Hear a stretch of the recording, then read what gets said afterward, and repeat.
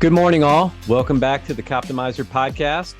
I got another awesome guest today. Today's guest is Chief Gary Gacek from the Concord Police Department.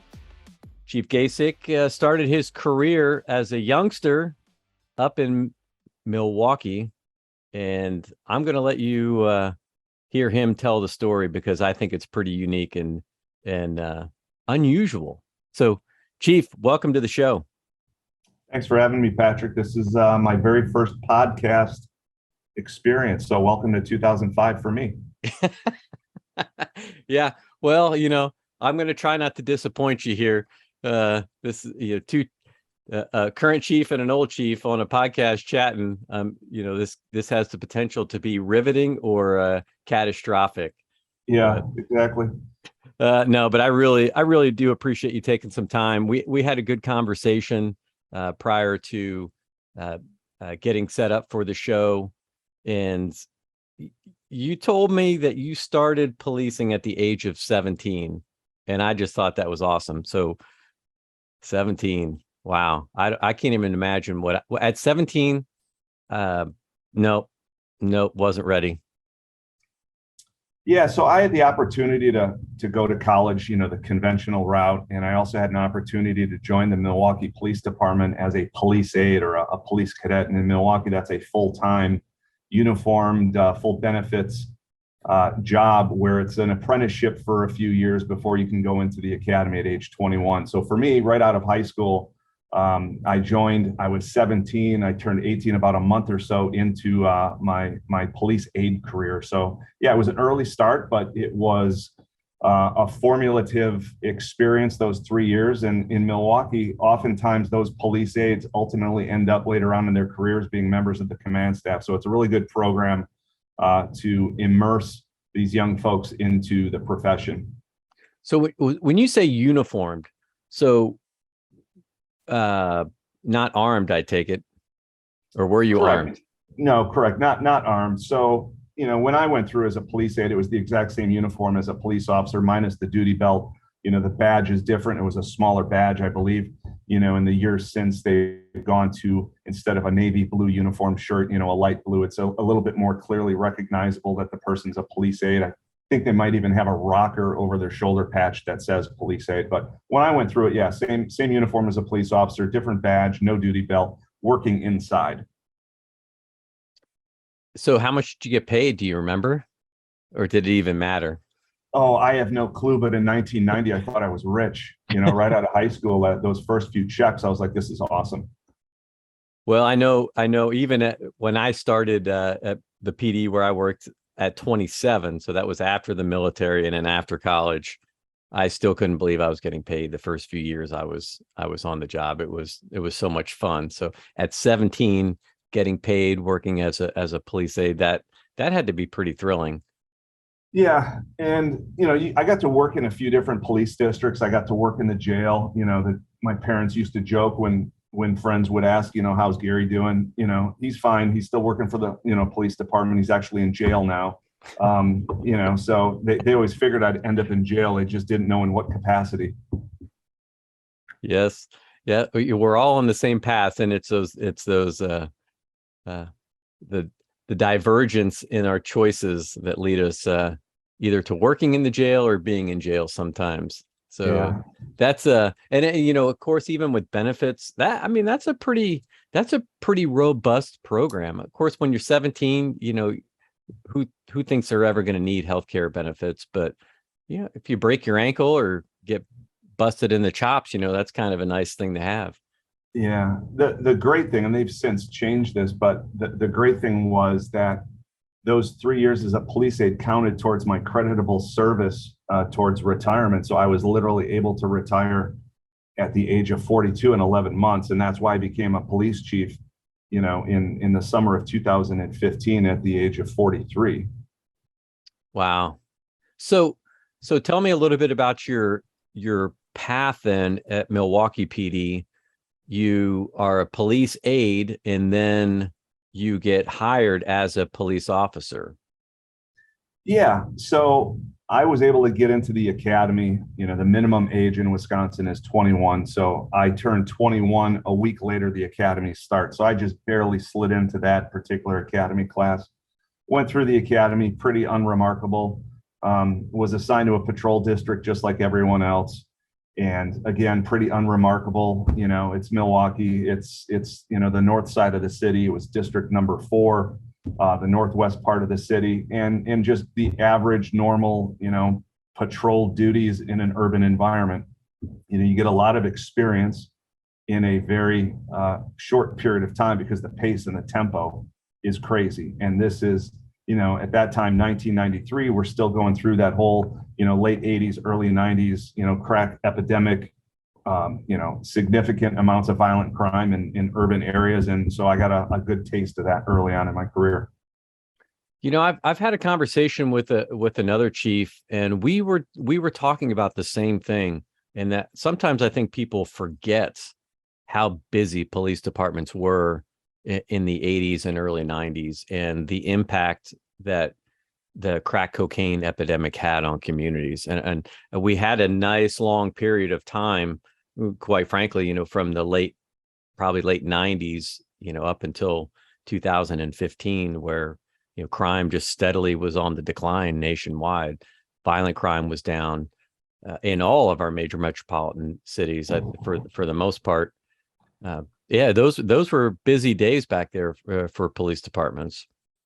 Yeah, and there's so many in the profession right now that just never got, you know, a taste of that experience. You know, and when we were coming on as new folks in the profession, it was the old salty, crusty, gray-haired veterans that thought that they had it rough because these are the ones that went through, you know, the mid to late 60s and the civil unrest and everything that was going on at that point in time. And, you know, then we experienced it in the late 80s and early 90s. And then there's been a lull. And then, yeah, since probably 2014, 2015 or so, we've started to see an increase in violent crime across the country. And obviously the last couple of years, more of a significant increase. So the opportunity to work a lot of those districts and in those times, it is a little bit of baptism by fire, especially you're a young officer. And a lot of times, you know, people, you know, they don't truly appreciate what that's like, you know, from just an overload of the senses. Like you're taking in a lot of new information, you're learning a lot, and you're trying to keep pace, and you're trying to perform at a high level at the same time. And that can be very challenging. So what was your academy experience like, and just like that formulative first year? Because, you know, having started at 17, by the time you start at 21 and go into the academy, you've got a really good base of knowledge about how police operations work.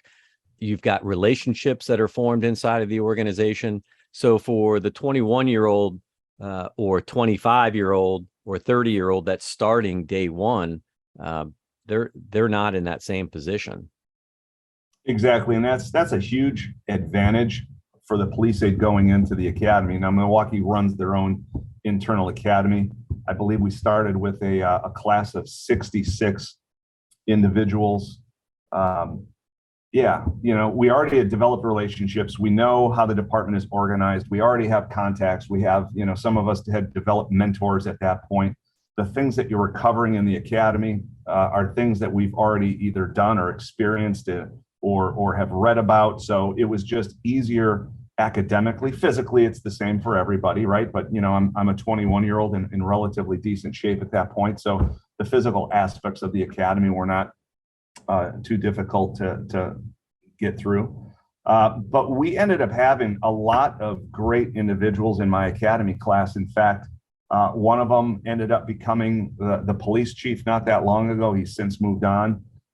Had at least one assistant chief. Several members of that academy class, you know, ended up in a command staff level position. So a lot of talent. You know, I know one of them was with the department for a short period of time, and now he's the chief in Aurora, Illinois. You know, he didn't stay with Milwaukee all that long, Keith Cross, but he was there for a short bit and then moved to an agency in Illinois, and right now he's the chief in Aurora. So just a lot of talented folks, and you know, when you surround yourself with good folks, it makes getting through that academy process easier because we're all working as a team academically and physically. And I think that's a good plug for organizations to think about those types of programs, the Police Aide, Police Explorer.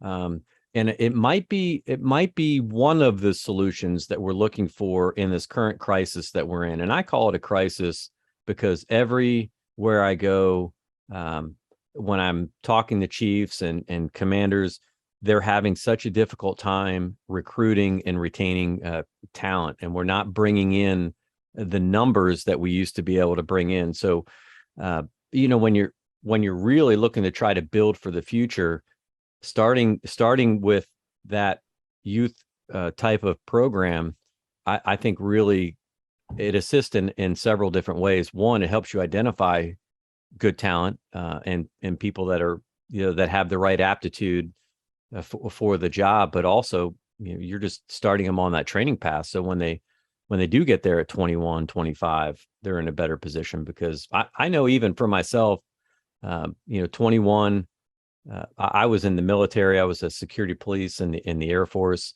But that was so much different than what it's like to police out on the streets, in an urban environment. So, we get into these discussions all the time. What's the right age, right? Is it 21? Is it 25? Is it 30? And, I've pretty much come to the conclusion that the age is irrelevant. Really, it's about the individual and life experiences and, their maturity level and what they're prepared to really sacrifice to make sure that they're successful.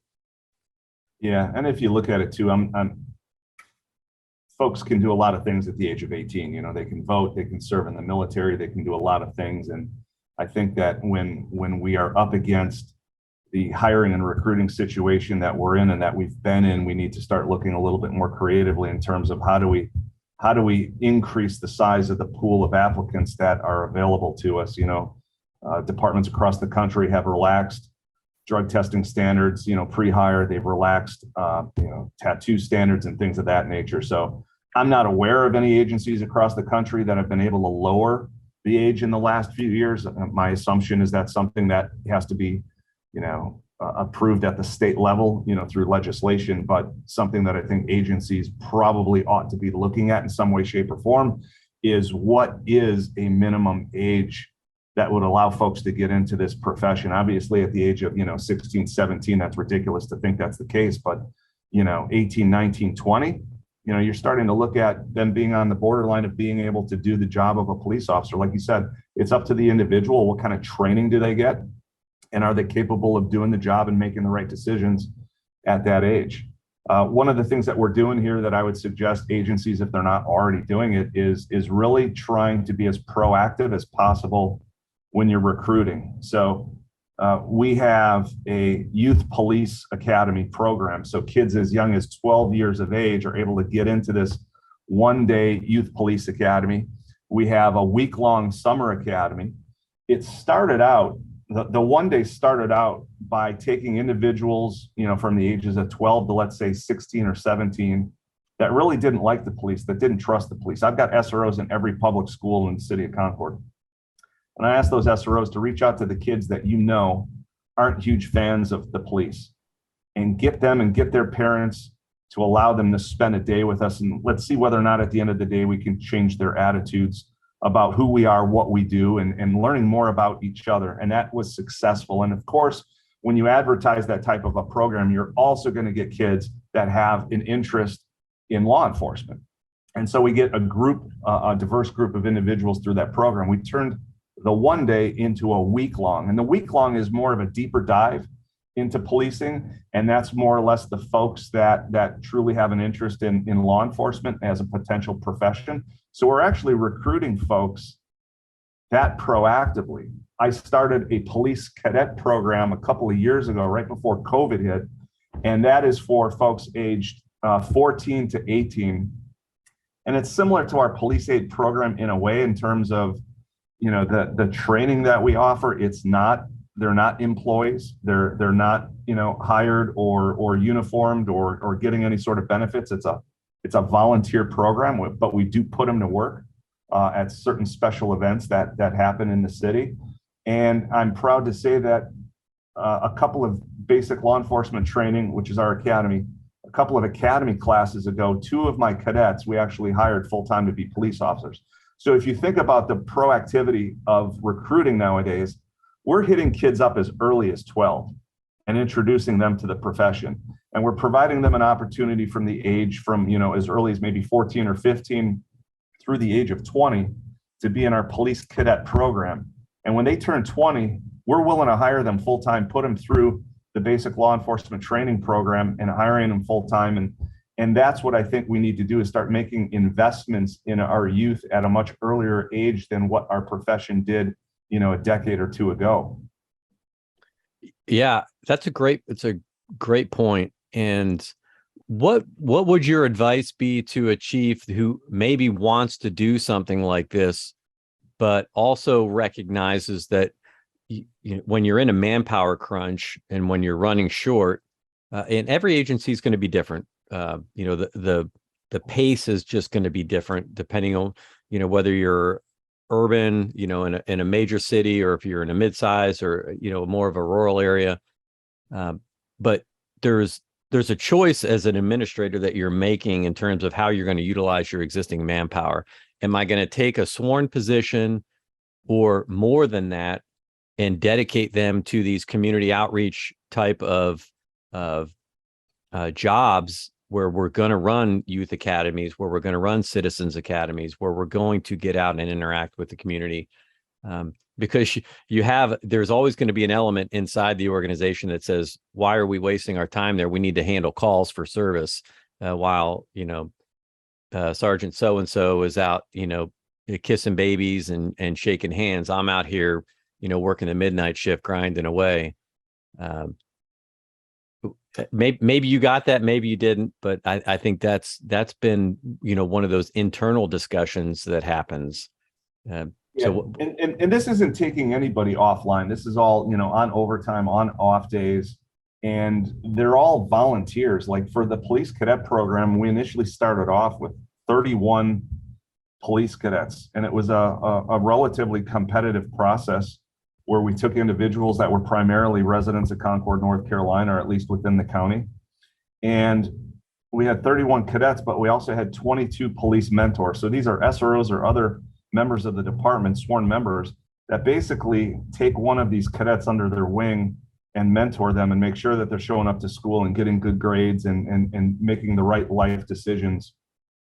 And even if ultimately that police cadet never really gets into law enforcement, they're a third-party endorser later on in life that knows exactly what we do, why we do it, and how we do it, and can speak intelligently to those that don't have that information that would otherwise speak disparagingly about police officers or the profession in general. So again, it's proactive. It's not taking away any resources from being able to answer calls for service.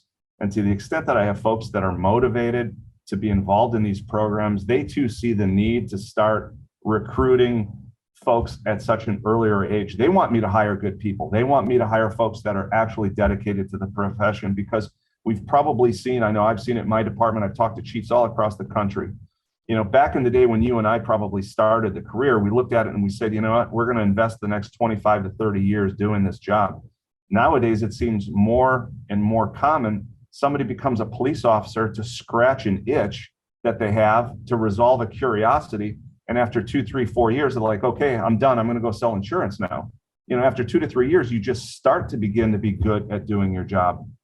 So we really have to make sure that we're doing our best to identify those that are truly interested in and invested in a career in public safety. And if we can formulate that interest at the age of 16, 17, and 18, it's something we need to do. And it's not like we're focusing entirely on that youth recruiting. We're still doing all the regular conventional recruiting, but we have to start developing a pipeline, right? That's our single A or double A kind of ball club. You have to invest in that pipeline of talent that you can eventually end up hiring at some point.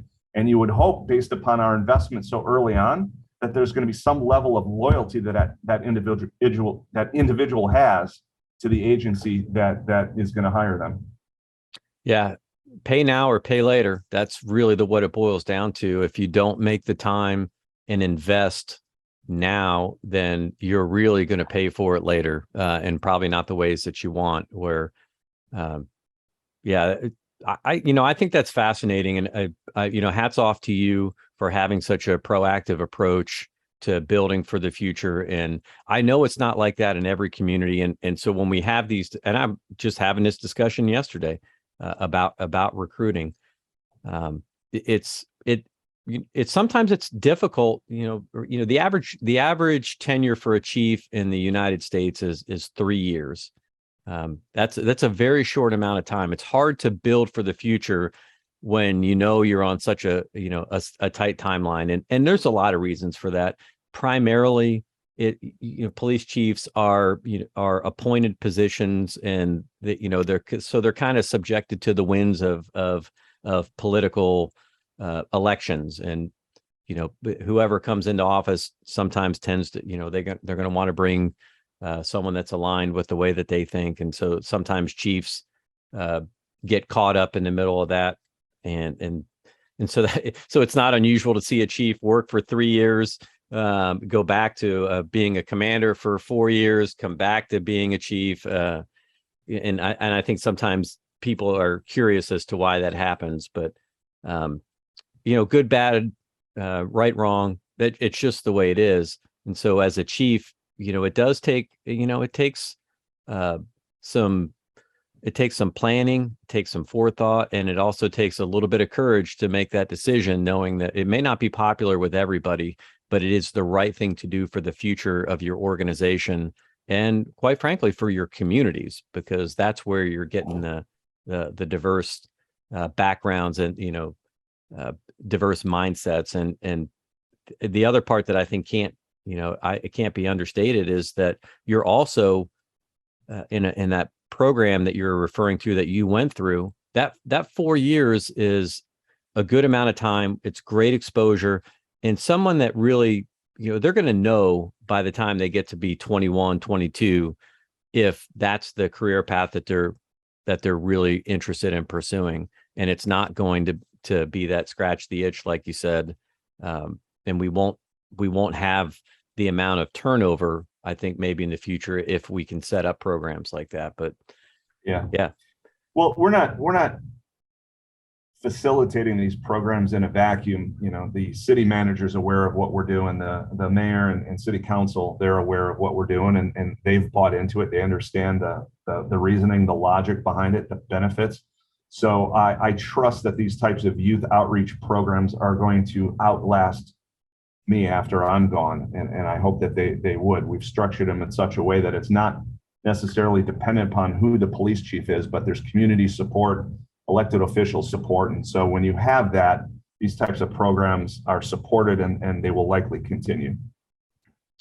Well, and it's just going to make you more effective as an organization, because when you've got those roots in your community, and you have those relationships that builds to higher levels of trust.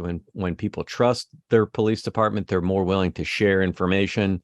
And at the end of the day, it doesn't matter where in the organization you're working, from first day patrol officer to veteran chief, you're in the information business. And the better information you get every single day allows you to make better and more informed decisions. Whether it's a homicide you're working, or whether it's a policy decision you're trying to make, it's all about information. So, which may be a good time to segue, because one of the other things that you were talking about is because you had that experience at an early age, you got kind of a jump start on your career. So you're in the academy at 21, and that led to an early promotion. So can you tell me a little bit about how that went down, and how you wound up being the one of, if not the youngest, maybe one of the youngest sergeants to be promoted in Milwaukee? Yeah, so I was fortunate. I had a mentor early on, and he was a top commander. He was a full bird colonel in the Army Reserve, and there's two pieces of advice that he gave to me early on, and it stuck with me for the last 25 or so years. And the first is management 101. You never set your people up to fail, and never forget where you came from. And those things have, like I said, stayed with me, and they relate to this this transitional story that I'll tell you about, how my supervisory career started with Milwaukee. So, like I said before, I was the youngest sergeant in MPD's history, Milwaukee Police Department's history, and that's because the stars aligned perfectly. I got into the academy a week after I turned 21. My academy class was the last one that was eligible to take the sergeant's exam and the assessment process. And I ended up scoring first in that process, and I ended up getting promoted a couple of weeks later. So it happened relatively quickly. I was 25 and 4 months old at the time that I was promoted to sergeant. And at the time I was the youngest, and probably still am, because they've changed the amount of time that you need as a police officer before you can even test for sergeant. I don't know if that's changed and it's gone back down, but it went from 4 years to 5 years. So my first assignment was patrolling on a mid shift. We called it the power shift, which was 8 p.m. to 4 a.m. And my span of control was 18 officers, many of whom were disgruntled malcontents. And these mid shifts, or these power shifts, only ended up having one supervisor. And on that shift, it was me. And so one of my officers actually began his career 3 years before I was born. And I knew this in advance of taking that assignment, that one of these officers was on this job as a police officer 3 years before I was born. So you can imagine what I'm thinking going into this assignment, right? So I knew that this guy was an informal, but he was an influential leader on the team. And I knew that if he and I didn't click, my life was going to be miserable, right? He was going to undermine everything that I was going to try to accomplish as a supervisor. So day one, after roll call, I asked this officer to meet me in private, and he's probably thinking, here we go. This new sergeant comes in and he's already calling me into the office to have a one-on-one meeting. So I sat him down and I said, look, I'm not here to tell you how to do your job. I know that I've got to learn in this new role, and I'm hoping that you'll be able to help me make this transition. So I'm trying to schmooze him into what it is that I'm looking to accomplish and how I could utilize him as a resource. And so he knows the district, the players, the team, and how to be a cop. And so I'm looking for you to help me. And so now he starts to get the flavor of what this meeting's about, and his body language changes, his body posture changes, his attitude changes, and he starts to relax in his chair. And we actually had a very good discussion after that. And this officer ultimately turned out to be an asset to me instead of a liability. So, strategic objective number one, check. All right, let's get this guy on my side instead of have him work against me. So in Milwaukee, when you get promoted, you serve a 12-month probationary period. And I ended up getting sent to this 3-week new supervisor orientation that the department puts on, along with whoever else got promoted off of that sergeant's promotional process. I went to this 13 months after I got promoted. So yeah, I'm already off of probation before the department sends me to this new supervisor orientation course. And so you got to consider these things, right? Consider my age, consider my relative inexperience, consider the speed with which I got promoted, not knowing that I'd be number one and not having the time to really mentally prepare for it. An assignment where I'm the only supervisor with a span of control of 18 officers, many of whom were very difficult to deal with. And the fact that it took the department 13 months to officially train me, it's a miracle that I made it through that time in my career at all. And so that goes back to those two pieces of advice, management 101, don't set your people up to fail. I was set up to fail, not intentionally. I'm not blaming the Milwaukee Police Department for it, but that's just the hand that I was dealt. I was set up. The way business was done. Yeah. And so I would never, ever want anyone else to have to go through that type of an experience again. That's one of the most difficult transitions to make in our profession, is going from officer to sergeant. I'm not saying that there's not a transition when you go to lieutenant or to captain, but the most difficult one is going from that, worker bee, being the police officer, to now being a part of the department's management team. Yeah. And, and that's different in every organization. And, the smaller to mid-sized departments, it's one day you're coworkers, the next day you're the supervisor. And if you don't have adequate training and an understanding of what that responsibility, what your management responsibility has now become, that can certainly become problematic. And so when you say span of control, I know most people listening to this will understand that, but what the chief is referring to is the number of people that you're supervising at any one time. And national standards will generally tell you that your span of control really should be 4, maybe upwards to 7, but that 4 to 7 range, that's about the max that you want to get to. So you're almost 3 times the span of control that's what's recommended. And why that's important, and really that's that's a lot, because I mean, when you're trying to do evaluations for performance, when you're trying to just maintain your situational awareness for a shift of all the things, and that's a busy department, a busy district. Your officers are out there working all day, so that's and you're responsible for the decisions that they make.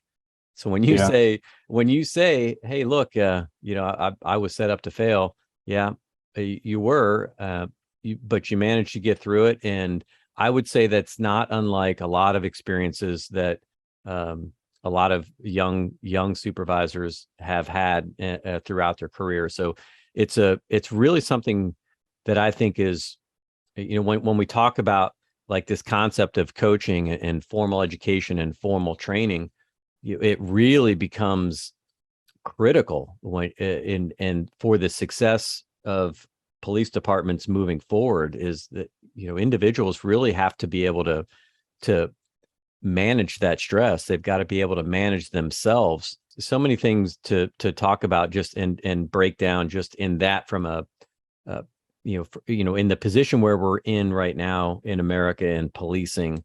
When we talk about defunding the police, people on the outside, and this is where we go back to those building relationships like you've been doing.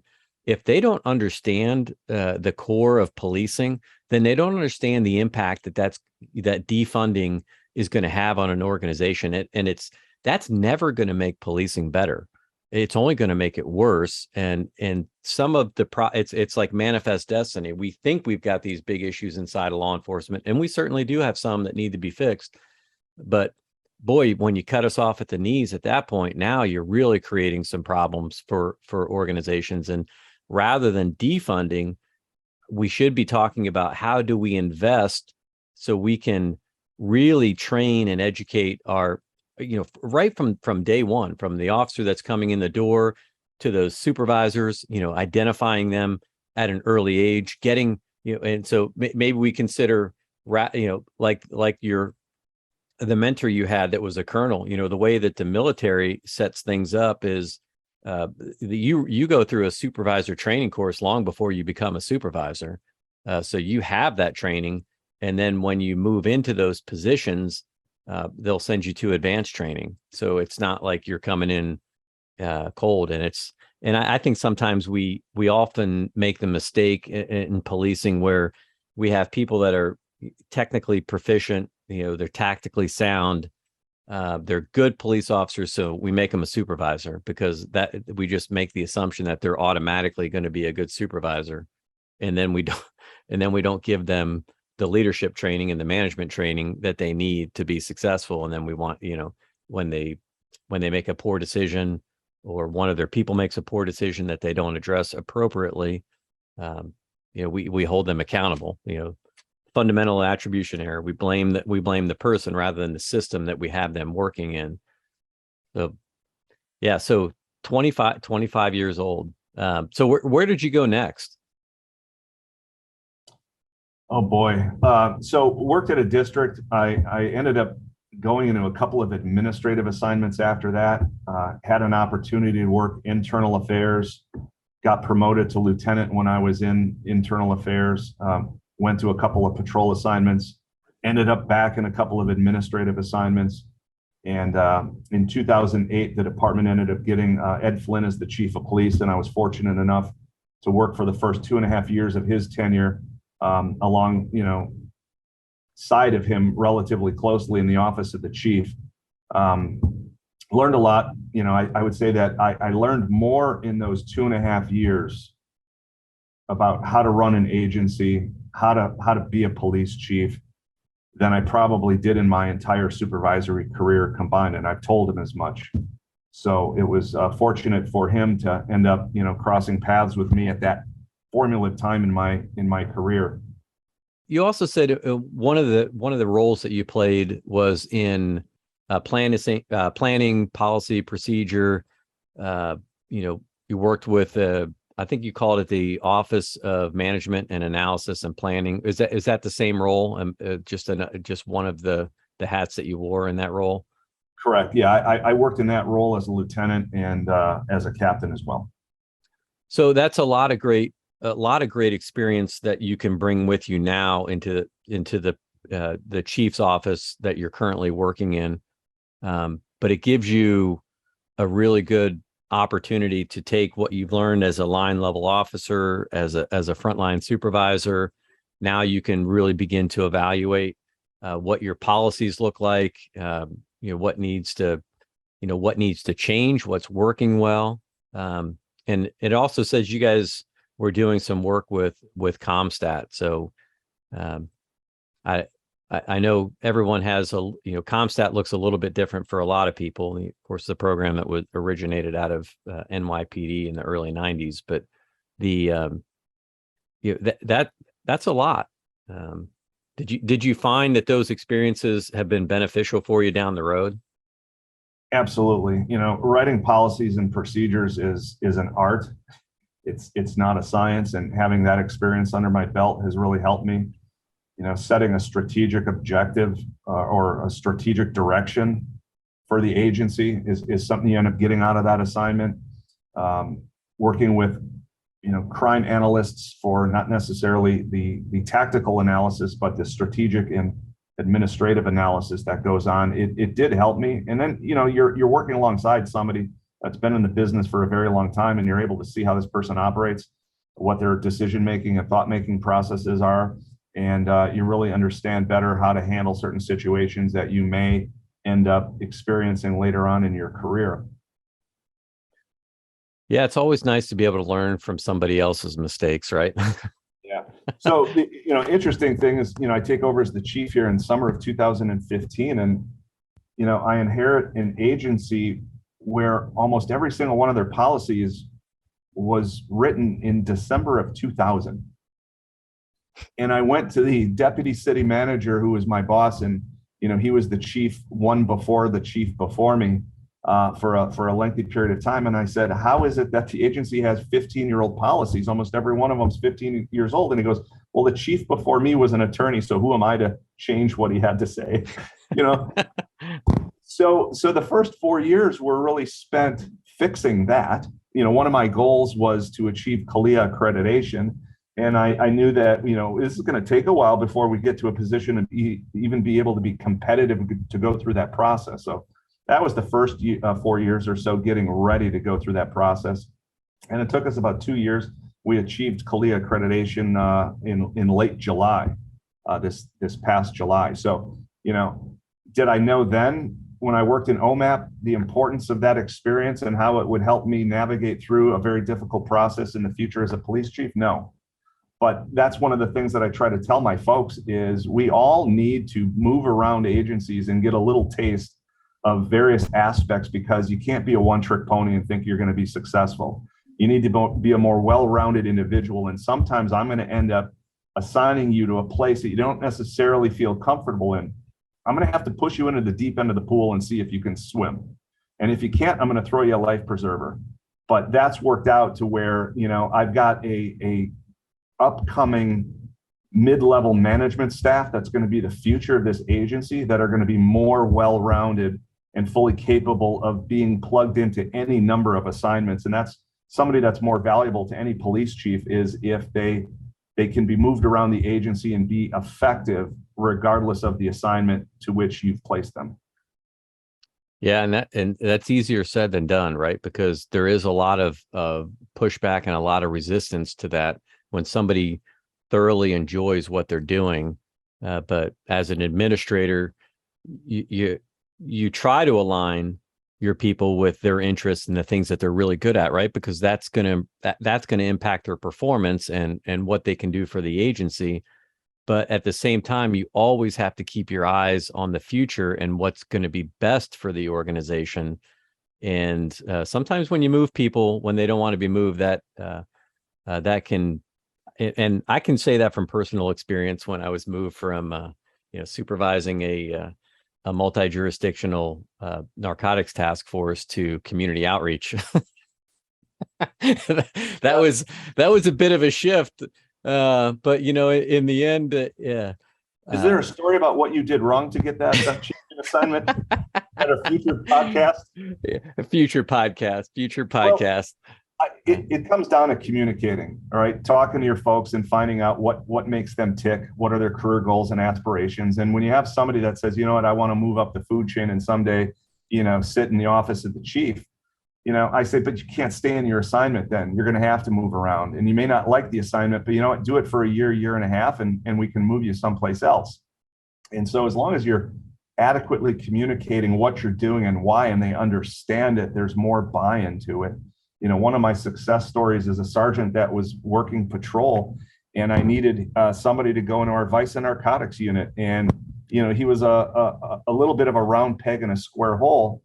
And we communicated to him that he was going to go to vice, and these are the reasons why. And he didn't go there kicking and screaming, but I'd be lying if I said he went there enthusiastic about, the position. And he ended up thriving, and he ended up turning that division around in a positive way.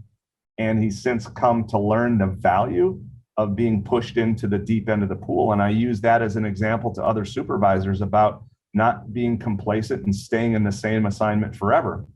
And one of the other things you have to consider too, as a chief, is when you have somebody that's in a specialty assignment and they have no desire of moving up in the food chain, keeping them there is preventing somebody else that does have a desire to promote from being able to get that experience. And so that's the communication that you have to have with your management team, is understanding the rationale behind some of these chess moves. Critically important. And I'm just comforted to hear somebody else say it. Yeah. And I know it happens around, but it's one of those things. It's a difficult thing that you have to do as a chief. But for me, again, it was a blessing in disguise. Again, some of the opportunities that you're presented with. I was afforded the opportunity to work closely with Department of Homeland Security program at Purdue University, where it was a DHS Center of Excellence, where they were using technology. They were partnering industry and government with technology to create products and things that would help our Department of Defense and public safety employees, keep America safe. And we got to, just got exposed to a whole level of information and technology that I otherwise would not have, and just developed a real keen interest in what was happening outside of law enforcement from a technology perspective. Again, and that wouldn't have happened. The other thing you learn there is, when you're working narcotics, any case that you're going to work is all about information. It's about, who's doing what, who's selling what, which houses, which vehicles, which people. And the only way you get that information is through other people, generally speaking. There are some technology things that you can do, but for the most part, it's about relationships and, taking that understanding into a community outreach role, was very, very beneficial. I, started to see some things where we had some gaps we were able to fill. So I guess here, what I'm trying to say for those that are listening, maybe a piece of advice would be not necessarily wait until you get moved, but seek out those opportunities. Make sure you let your supervisors know what your long-term interests are, what your interests in the organization are, and maybe that can help push you into an assignment where it is out of your comfort zone, but also one that's going to benefit you and also the professional development of your organization. Yeah, don't be afraid to be placed outside of your comfort zone.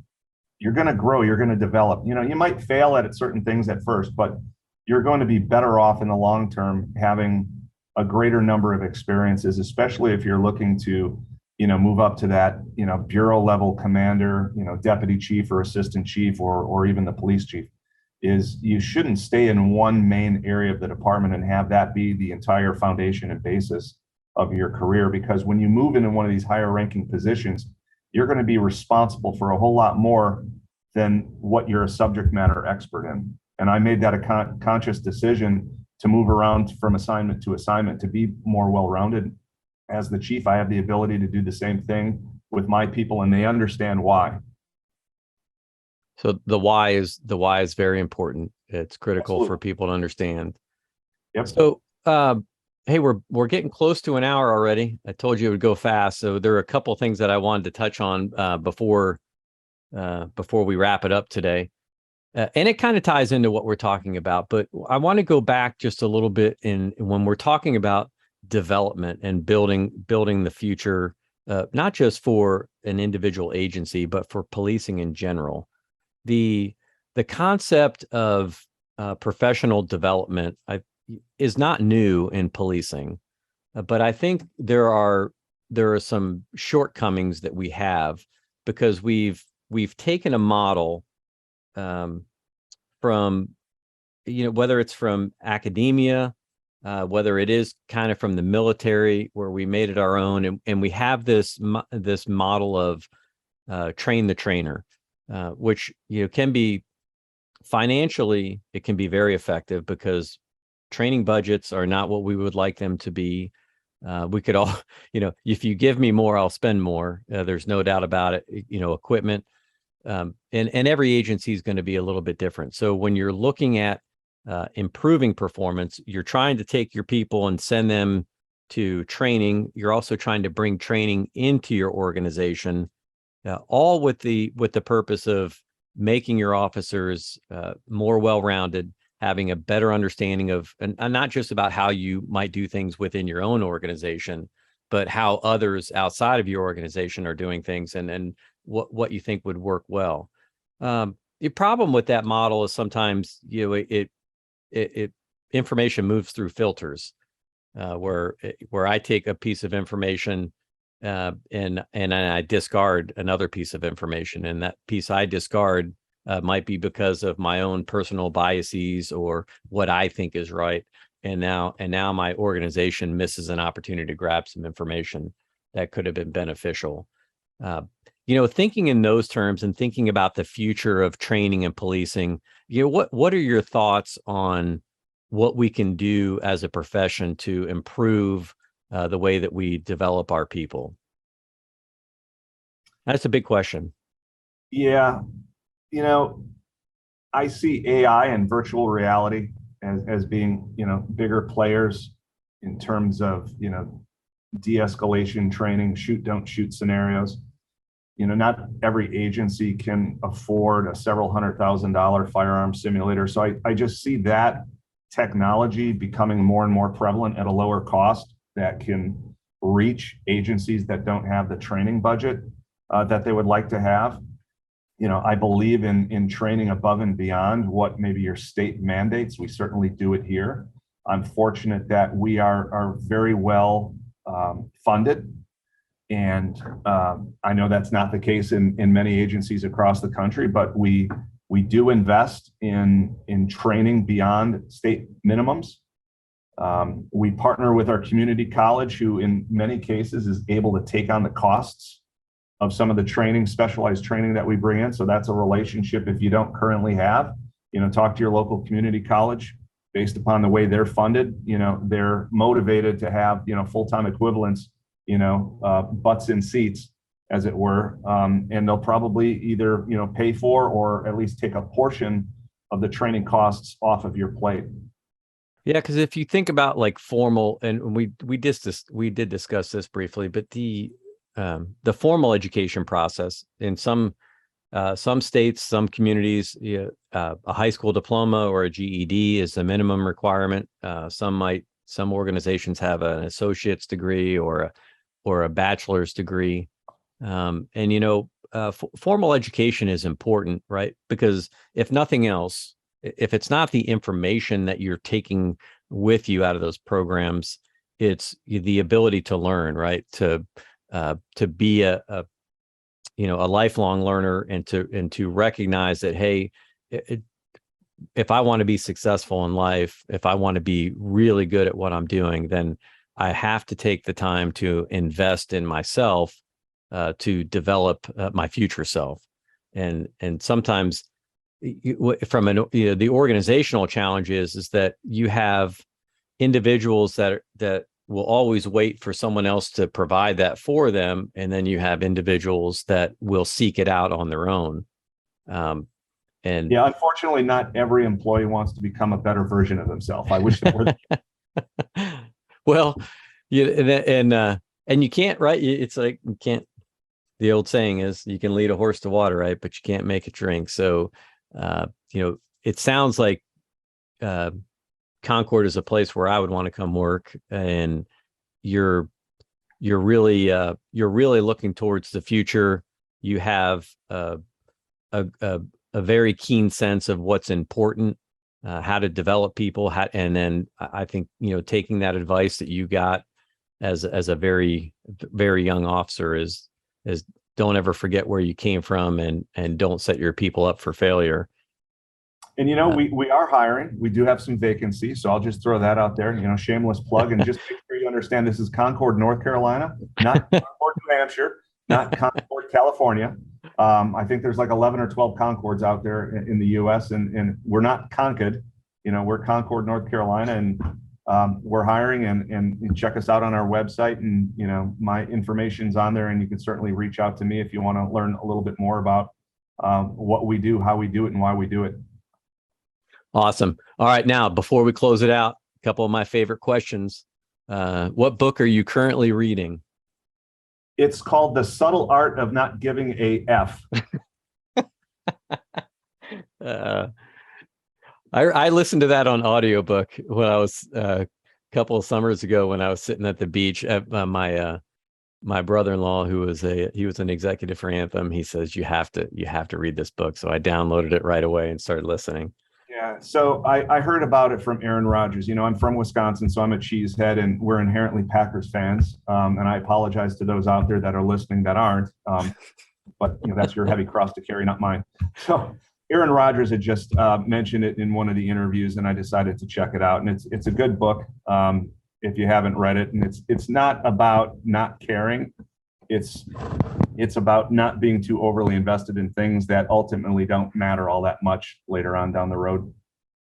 Yeah, that is in this day and age, that's incredibly important. And quite honestly, for police officers, we stress a lot about things that are outside of our control, and sometimes you got to tell yourself, I don't give a let it go. Yeah. All right. What's the most influential book that you've ever read? If you had to pick one book to tell me, hey, you've got to read this book, and I generally tell people outside of the Bible, what might it be? Boy, hard to pick one, isn't it? 7 Habits of Highly Effective People. Is that the Covey book? That's Stephen Covey. Yeah, that's Yeah, I think that one stuck with me for a while, but I'd be lying to you if I said I had a really good answer for you off the top of my head. I usually dodge that question and say, well, there is no one book. Yeah. Okay. You got to tell me what topic we're talking about. Are we talking about health and nutrition? Are we talking about stress management?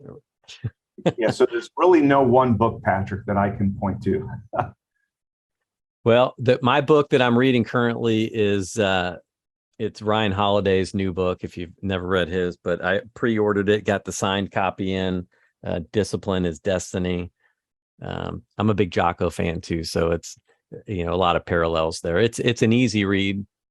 So here's one for the audience, and I've read it. I've gone to this person's training, and it's Emotional Survival for Law Enforcement by Dr. Gil Martin. And I actually provide that book to every single officer that I swear in.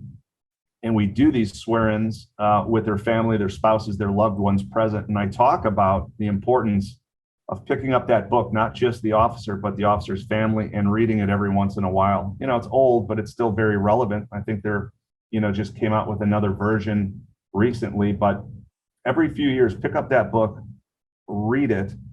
A 30-year career in law enforcement is a marathon. It's not a sprint, and it's more difficult to get through that marathon unless you're reading books like that, and you're making sure that your emotional, mental, spiritual, overall health and well-being, your overall holistic wellness is taken care of. And I don't think we do a good enough job in this profession of making sure that we take care of our folks in that respect. Well, that is an excellent recommendation. And I don't know that I told you this, but I was very fortunate enough to have the opportunity to train with Dr. Gil Martin. We presented this past February at the National FOP Conference, and last year at the IACP Wellness Symposium. And we did our training topic on the title of our presentation was called "The Blood Doesn't Lie."